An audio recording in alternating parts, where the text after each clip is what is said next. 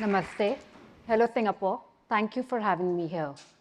Since moving to Singapore, I've had the luxury of immersing myself in its multicultural and diverse scene, the always on scene as we know it.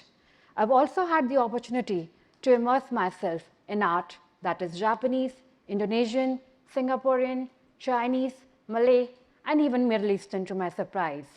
Now, these encounters have made some new historical revelations to me, but more importantly, they've underscored one powerful truth, and that is that despite our diversities, despite the differences amongst us, the underlying philosophies of our culture remain the same, always. As Taoism suggests, all beings are interconnected and all beings are part of the same cosmic flow. This concept of oneness, the philosophy of our shared existence, radiates across cultures and across religions, be it Hinduism, Christianity, Buddhism, you name it. Yet, in a world that is increasingly complex, it can feel like a concept that is hard to believe. It's at times like these that art acts as a bridge builder, fostering mutual respect and connection, especially with those unlike us. We may be from the East or we may hail from the West, but things like motherhood, family ties, health, migration, climate change, these are some of the aspects of our life that resonate with all of us and stir an emotion in us. Why not use these commonalities as stepping stones to deepen our understanding of diverse cultures and broaden our experiences? Join me in a journey today to discover the shared commonalities across cultures through art. And we will explore the works of three eminent Indian artists today in the process, whose works have been displayed across the globe.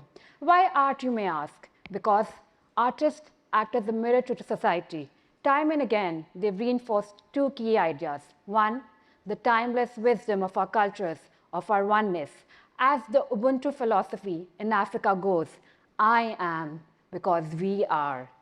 Second, the need for collective action, the need to put our differences aside, the need to band together for the greater good of humanity. Our first artist featured here today is Jagannath Panda, one of the finest contemporary artists of our time. He needs no introduction. His works have been displayed across prestigious locations across the globe.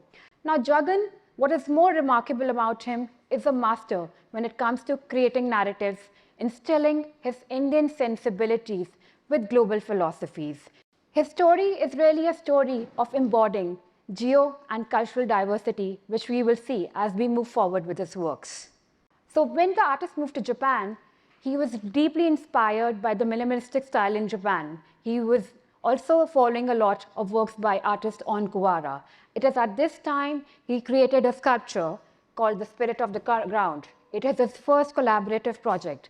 So the igloo that you see in the background in first pic is an igloo created out of bare hands. Viewers are free to enter the igloo inside, and what they see inside is a representation of Mount Fuji. Snow-peaked caps with wisp of smoke coming out. On a deeper level, the artist is trying to remind us of Shinto philosophy from Japan, the kami belief that spirits inherit everything around us. This is a work that the artist created as a response when his native state of Orissa in India was ravaged by cyclones. It sparked a reaction. He went back to his favorite medium, the collage. He created this postcard which depicts Mahatma Gandhi planting a tree. The artist is envisioning that this will go out to a large number of people, and in turn, they will be inspired for collective action to plant trees and to work towards climate change being addressed. Moving to London to pursue his MFA of Arts from Royal Academy of Arts, the artist was inspired and immersed himself in Western philosophies. At this point of time, he created the sculpture using fiberglass, dictionary text, and even glue. What does it imply? It means words and their meanings change when we read them time and again. One wonders, why is that? Why is the same set of words construing a new meaning? Well, it's our own personal journeys, but more importantly, our changing cultural and social norms that define newer meanings, newer revelations are made as we move on in life. When the artist moved back to India, he chose Gurgaon as his home, a home amidst transformation. The artist himself becomes a witness to the stark effects of urbanization. It's at this time that tales of trying to create a personal sanctuary, tales of environmental destruction, and tales of economic migration start creeping into his work. The first work that we see here today is an untitled work that he created in 2005 in Gurgaon. It features the peacock. The peacock is a metaphor for displacement. Natives who've been displaced from their lands, animals who've been displaced from their natural habitats as the city grows. What you also see is the artist making a clever juxtaposition of the traditional world with the new one. The smoke coming out from the houses is a reference to food being cooked the traditional way back in the ages, food being cooked over fire. Red chilies are drawn on the background, a nod to the traditional households. The artist is trying to impress upon us the need to imbibe age-old wisdoms even as we move towards modernization. This next work is titled Migrant Anywhere, Anytime. I don't need to say much. The despair is not lost to anybody. Jagan's work, if I have to put in one sentence, is a cultural mosaic, a reflection of diverse journeys that the artist has taken. And in turn, he's become a master at constructing and deconstructing and reconstructing narratives with a global appeal. The first work that I wanted to feature here is titled The Springs of Sublime. It's an installation at Mumbai Airport. And what you see on screen at the bottom is really the vast terrain of India. He's taken a map of India and stretched it on a 180-degree tool. What you see lining the landscape is hybrid trees, trees that are made out of fabric, an ode to India's rich cultural history. But what I find more remarkable is the amalgamation of other cultures. If you look closely, you will spot these objects like Japanese sci-fi spanning the skyline. You will also again see juxtaposition of the new world with the old world. Skyscrapers line up the sky, even as Lord Ganesha is moved towards his submersion by his faithful devotees. The next work that we have today here is titled Gardener of the Fold. It talks about Vishwarupa. To truly understand this work, we need to go back in time. In the great Indian Mahabharata, when Arjuna, the great warrior, is reluctant to go in war, he questions the righteousness of war. It's at this time that Lord Krishna, his friend, his guide, his mentor, reveals his true self. Vishwarupa literally translates to the avatar of the world. What Arjuna sees before his eyes baffles him. He sees countless eyes and forms and faces vanishing and appearing. Symbolically, it refers to the cycle of creation and destruction that we see on earth. It refers to the transient nature of everything. It symbolizes that nothing in our identities is permanent. It's only our souls that remain eternally. That same analogy has been cleverly pulled up by Jagan in this artwork, where he features a Vishwarupa-like figure in the center. But if you move closely, what you see is these architectural elements evolving and disappearing, a reference to the consistent flow of new elements with the passage of time. Our next artist featured today is Shampa Sarkardas. Shampa is a daily-based artist who is on an eternal quest to find a common matrix across cultures, across religions, across geos. Shampa's works infuse Vidya, our inherent knowledge, with Vimarsha, our external world. Shampa is our artist who believes that her work begins outside the studio. Before beginning any series, she travels extensively. At the turn of 21st century, she traveled through Himalayan region, Ladakh, Spiti, and even northeastern India. She even spent time in Buddhist monasteries and in close proximity with local artisans. This inspired her to create a series of meditative works.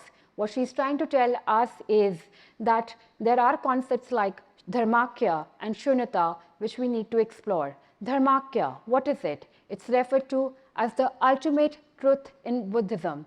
It refers to the concept of a form of Buddha which encompasses wisdom, compassion, and more importantly, patience for those unlike us. It encourages us to acknowledge the interconnectedness of everything. When she depicts monks, she's pointing to a monk within us and not the monk that we're looking at. The second concept that she explores is shunyata. Shunyata, shunya, the word literally translates to zero. It's the concept of nothing, the endlessness of everything, the world being without boundaries. That same concept is reflected in the endless knots that you see above the figure here.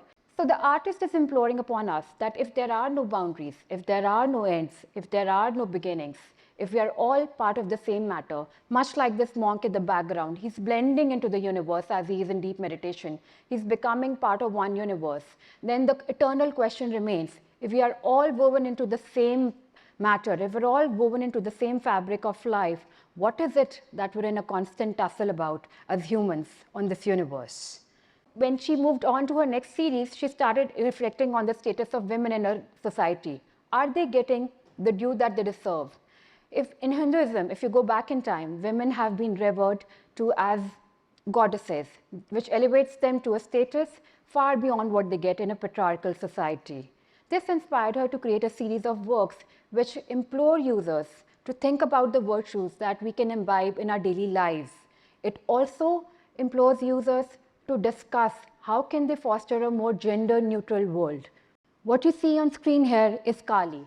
Interestingly, this was inspired by a direct series of events where a group of women in the native state of Bihar in India decided to band together and protest the idea of marriage. It's not a loud cry, it's a silent protest, but a quiet and a strong revolution is taking place. They are questioning the injustice in society against women. They're questioning the patriarchy. And this inspires her to create that rendition of today's women in the form of goddess Kali. The next artwork that we see is the Devi, the perfect epitome of Indian goddess, the goddess of prowess, of determination, of courage, of balance in this world. Features that come out very strongly in the face that you see on the screen. During the pandemic, Shampa had a lot of time to reflect. And one thing that constantly stuck with her was that while humans were isolated, nature was the only thing that was free to bloom and flourish. This inspired her to create a series featuring animal figurines, animals which had a larger overarching philosophy across cultures. So she started a series featuring the mriga, or the deer, and the mayura, the peacock. While the peacock is seen as an animal which is in Hinduism symbolic as the vahana, or the vehicle of goddess Saraswati, the goddess of knowledge. But across cultures, it is symbolic of celebration of life, the gift of life that we must celebrate every day. What we see here next is the deer, the mriga. What does it represent? It's symbolic of our fleeting desires, the desires that humans chase endlessly, and yet they fleet us, they evade us every day. Our next artist here today is Qamar Alam. Qamar is a Delhi-based artist born in the lush land of Dehradun and inspired by his father to take up art. His pointillistic style has a profound meditative essence, and his works speak of inner peace, joy, and spirituality. The best thing about his work is that his works transcend geo-boundaries. And the beauty of his art lies in creating compositions that are simplistic in nature. They might be complex thoughts, but they remain deceptively simple when it comes to their portrayal on the canvas that he breathes life onto. During his early college days, Qamar was very taken by the concept of voids. What is their meaning in the larger context in universe? What is their relevance in the cosmic order? And he created this series of works featuring universe compositions. At the same time, it's interesting to note how present-day events start intertwining in the artist's mind with his current series. This time, Bamiyan statues, the UNESCO heritage site in Afghanistan, were ravished by the war in Afghanistan. They were destroyed to the core. This inspired the artist to create a reflection of Buddha on the moon's surface. He's trying to impress upon us that there is one supreme consciousness. And as Qamar moved on with his experimentations, he started broadening his horizons through space and geometry, deeply inspired by the works of Mark Rothko. This is a very pertinent reminder of Singapore's situation today with its substantial migrant population, even though for Qamar, it speaks of his father's hands. It speaks of the toil that our parents go through, the immense hardships they go through to blossom a nurture life to its full potential. And still they have the wisdom to let it go at the right time, believing it will come back and stand by them. For me, in a larger context, it reminds me of the migrant populations, people who toil day and night silently, the invisible workers who are working hard to create safe havens for their children as they stay away from their families. This is a work titled Evolving, a beautiful concept. What the artist is trying to impress upon us that he is in deep meditation and thoughts flow through his head. The artist is trying to tell us that millions of thoughts flow through our mind, but we have to be careful in inculcating and grouping together only the positive thoughts. It is then that our evolved self emerges, a calmer and a much self-aware version of ourselves. This is a work which has another tangent, and it was a turning point in Kamar's career. It's titled Flowing in the Source. While what you see on the screen is figures, flowing through the space and exploring the vastness of the space, on a philosophical level, he's exploring our own meaning of the vastness of the space, but not physically. It is through our thoughts and inner reflections. This is a more recent series that he's done, which is titled the Believing series. It's deeply rooted in our interconnectedness and the need for collective action. What you see here on screen might be something like, reminiscent of the monks. But really, these monks are visual metaphors for Kamar. They stand for the thoughts that go through our head. And he's talking about channeling our thoughts in a positive direction and to get them to work together cohesively. It's only when we channel our thoughts in a positive direction and we start consciously working for the greater good of humanity that we're able to attain salvation.